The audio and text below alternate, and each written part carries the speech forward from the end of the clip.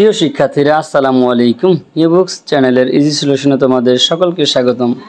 আজকে আমরা অষ্টম শ্রেণীর ডিজিটাল প্রযুক্তি বইয়ের 40 এবং 41 পৃষ্ঠার সমন্বয়ে যে প্রশ্নগুলো রয়েছে, বেশ কিছু বক্তৃতা রয়েছে, তার সমাধান করব। তো চলো শুরু করা যাক। এখন তাহলে প্রশ্ন হলো, সামাজিক যোগাযোগ মাধ্যম আমরা কিভাবে ব্যবহার করব।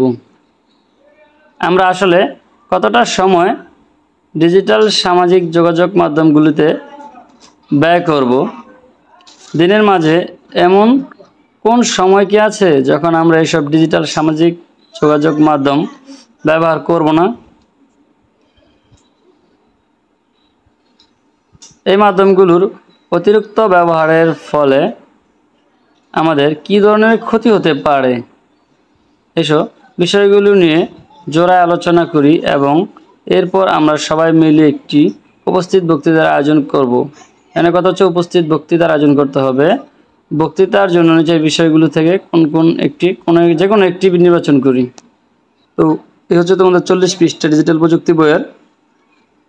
এখানে বক্তৃতার 3টি বিষয় নির্ধারণ করে দেওয়া হয়েছে। প্রথমত 1 নম্বরে ডিজিটাল সামাজিক যোগাযোগ মাধ্যমে কত সময় ব্যয় করা উচিত, এটা একটা বক্তৃতার বিষয়। দ্বিতীয়ত দিনের কোন সময়টাতে আমরা ডিজিটাল সামাজিক যোগাযোগ মাধ্যমগুলো ব্যবহার করব। তৃতীয়ত 3 নম্বরে রয়েছে ডিজিটাল সামাজিক যোগাযোগ মাধ্যমের অতি ব্যবহারের অসুবিধা।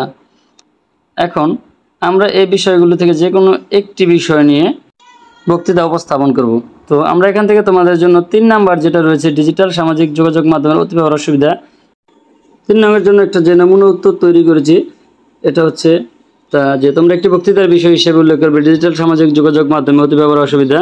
এখানে তোমরা শুরুতে কিছু বলতে পারো, যেটা হচ্ছে প্রিয় সুধী, আসসালামু আলাইকুম। উপস্থিত সম্মানিত সকল শিক্ষক ও শিক্ষার্থীবৃন্দ, সকলের প্রতি রইল আন্তরিক শুভেচ্ছা।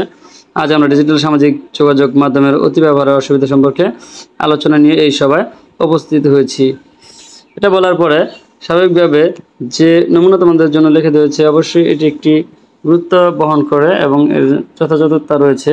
তো তোমরা এগুলো খাতায় আগেই লিখে নিতে পারো। হচ্ছে তোমাদের নমুনা বক্তৃতা, তোমরা এগুলো স্পেস করে লিখে নিবে।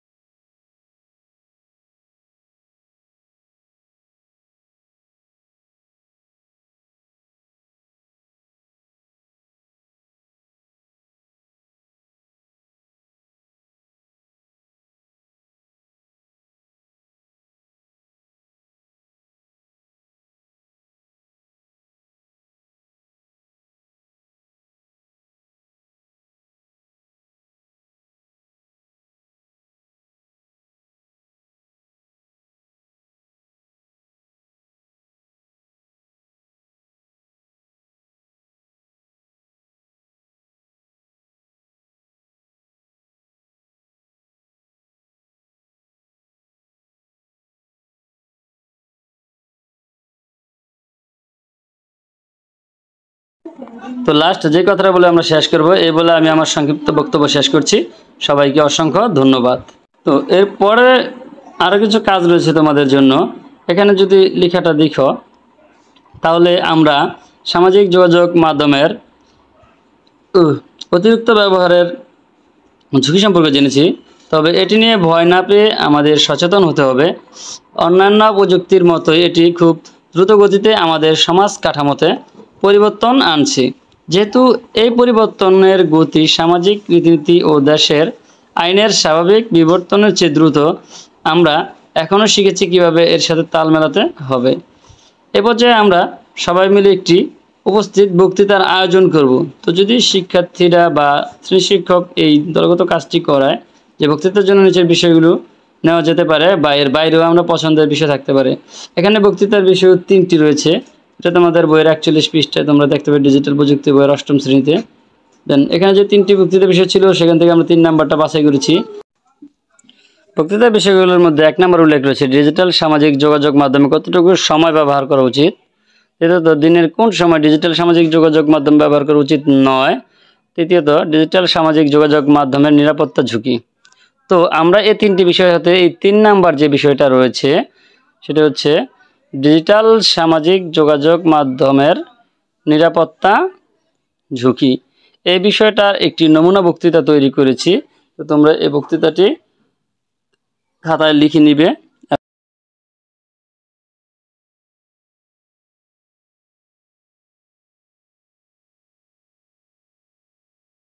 তাহলে এখানে শুধু বিষয়টা পরিবর্তন করে দেবে, যোগাযোগের মাধ্যমে এখানে শুধু ঝুঁকি বসিয়ে দিবে, ঝুঁকি সম্পর্কে আলোচনা নিয়ে এই সভায় উপস্থিত হয়েছি বলে। এরপরে যে লেখাগুলো আছে এগুলো তোমরা দিয়ে দিবে। এখানে তোমাদের জন্য নমুনা বক্তব্য তৈরি করা আছে, তো লেখাগুলো তোমরা খাতায় লিখে নিবে।